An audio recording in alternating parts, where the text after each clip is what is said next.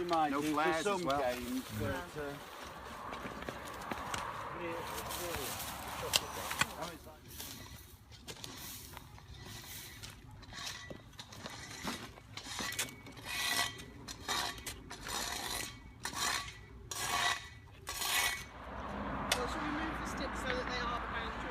we don't want to be shifting stuff which is close to where the mound's going to be, do we? There's actually sticks everywhere. Yeah.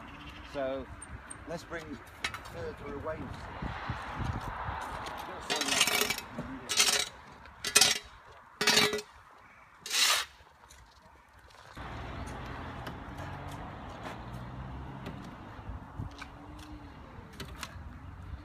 We've just moved a big mountain of earth and we've made it into the shape of a croissant.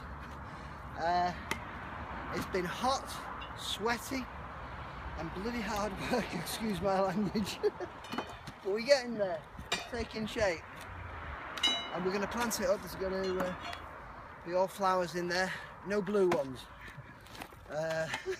Right, we've got some wildflowers here that have self-seeded, and this particular plant with the white flowers and the yellow centres is corn chamomile.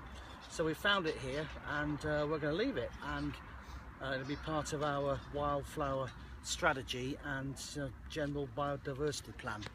As you say, it's quite a nice plant.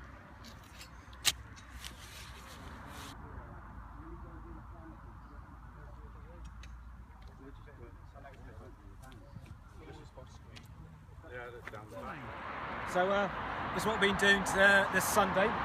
We cleared away some of the scrub that was around the front entrance, and we started creating a bank here, a sort of crescent shape, croissant shape, and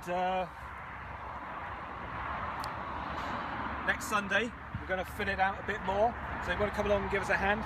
So it'll just be a big, nice mound here, which will green. We'll plant out the flowers. We'll have the board's going to go here. I think it might be the fixture board. So as you come off Lightbound Road, whichever way you go here, you're going to get a nice display. Or over here, we're going to be a mound's being built, and we're going to have more of a traditional display here. We're going to plant some red and yellow stripes, 3 stripes and three plants. That's going to go there. So I'm going to build that next week. So if you've got some spare time next Sunday morning, come along and join us at Broadhurst Park. You're more than welcome. We've planted some dwarf lavender at the top here. We've got some oregano and some marjoram and some other slightly taller lavenders. We're going to continue that sort of theme throughout here. Lavenders through it and other herbs. We've got some bigger ones to go in here and some more mint, which we're going to put on that difficult corner over there. Yeah, so it should look nice. Yeah. Before we put it down, because it's covered in bees. Yeah. It might wilt, but if we give it a stack of water in a minute. Yeah. So we've just stuck this lavender in here, well, and all along here. And what's really good, as you can see already, there's little bumblebees here. And there's been some honeybees coming to visit already.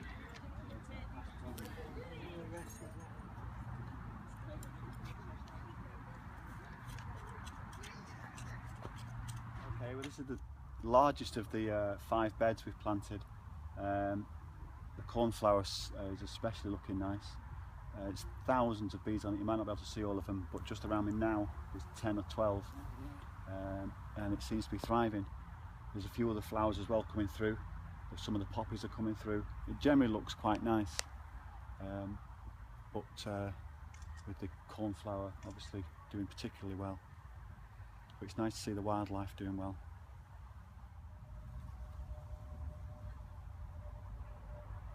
Yeah, this bed has now become the chamomile bed. It looks to be at least 90% corn chamomile, which is all right. There are other things in it as well. Hopefully some things will come through. It does look nice as it is though, but obviously mostly chamomile.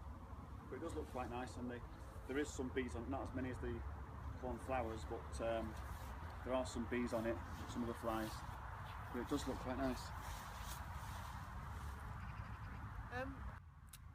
We've just been trying to photograph as many of the bees as we could see, well, and the different insects. There's about 7 or 8 different types of bumblebee in Britain, and I can see at least 4 different ones here.